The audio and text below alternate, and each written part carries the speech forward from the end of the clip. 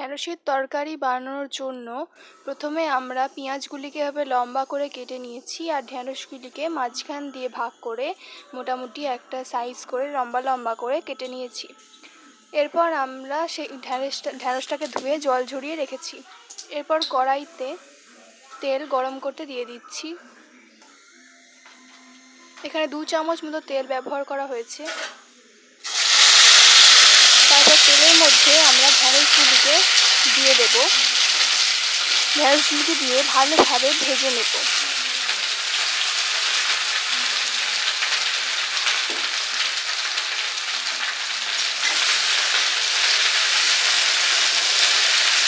এইভাবে উল্টে পাল্টে ঢ্যাঁড়সগুলিকে ভেজে নিতে হবে।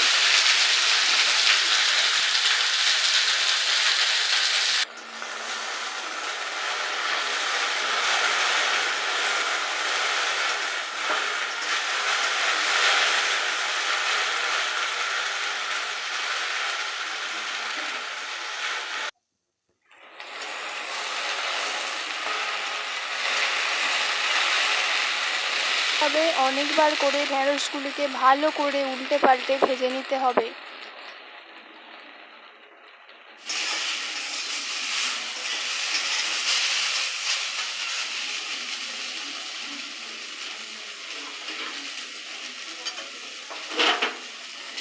খুব ভালো করে ভেজে নেওয়ার পর আমরা ঢ্যাঁড়সগুলিকে নামিয়ে রাখবো কড়া থেকে। এরপর আবার কড়াইতে 2 পলা তেল দিয়ে দিলাম, মানে 2 চামচ তেল দিয়ে দিলাম, সর্ষের তেল। তাতে এবার আমরা কেটে রাখা পেঁয়াজগুলি দিয়ে দেব। এখানে 5 ফোড়ন ইউজ করতে হবে, বাট আমরা এখন 5 ফোড়নটা ইউজ করলাম না, কারণ পেঁয়াজটা ভাজার সাথে সাথে 5 ফোড়নটা দিয়ে দিলে 5 ফোড়নটা পুড়ে যেতে পারে, তাই আমরা 5 ফোড়নটা পরে ইউজ করব। এখন আপাতত পেঁয়াজটাকে ভালোভাবে ভেজে নিতে হবে লালচে করে। আমরা এবার অল্প একটুখানি নুন দিয়ে দিলাম, যাতে পেঁয়াজের গাঁটগুলো ছেড়ে যায়, মানে পেঁয়াজটা একটার সাথে একটা লেগে থাকে, তাই এগুলো ছাড়ানোর জন্য আমরা এখানে অল্প একটুখানি নুন ইউজ করলাম।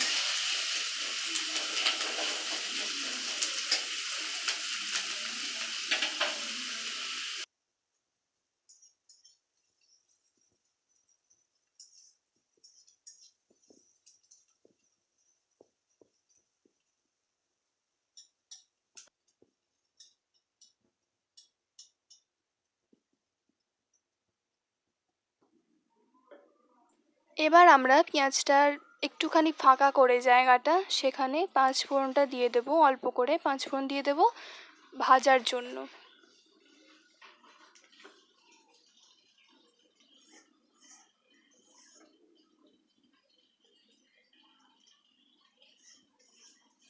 দিয়ে সব কটাকে আবার ভালোভাবে মিশিয়ে নিয়ে ভেজে নিতে হবে।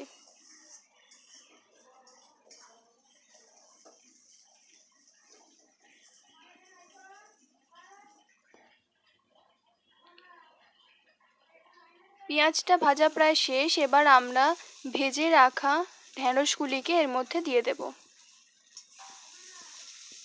দিয়ে আবার ভালো করে সবার সাথে একসাথে মিশিয়ে নেব।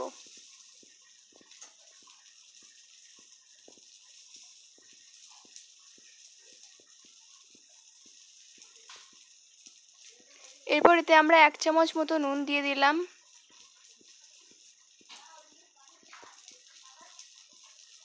1 চামচ হলুদ গুঁড়ো,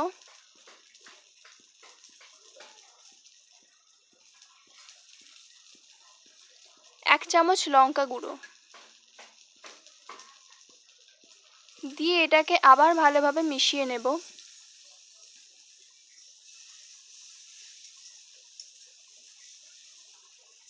মিশিয়ে নিয়ে এবার এর মধ্যে আমরা জল অ্যাড করব।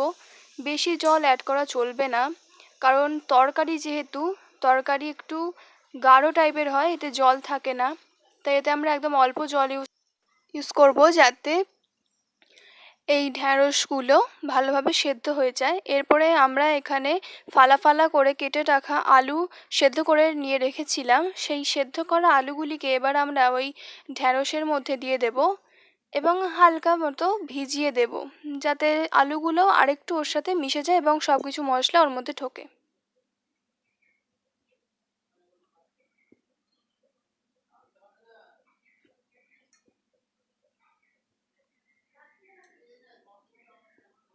এরপর একটা ডিশ দিয়ে আমরা এটা চাপা দিয়ে দেবো ভালোভাবে ফোটার জন্য।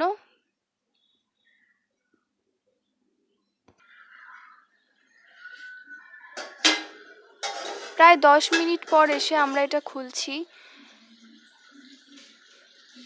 খুলে এটা আবার ভালোভাবে আমরা নেড়ে দেব একসাথে সব।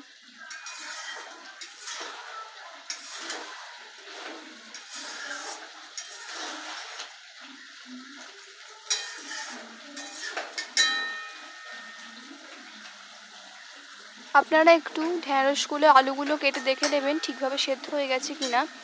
যদি ঠিকভাবে সেদ্ধ হয়ে যায় আর জলটাও যদি মরে যায় তাহলে আপনারা এটা নামিয়ে ফেলতে পারেন। আর এটা দুপুরে ভাতের সাথে খেতে পারেন অথবা রুটির সাথেও খেতে পারেন।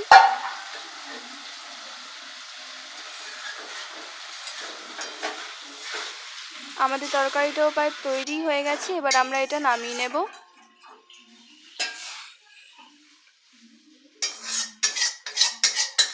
So thanks for watching.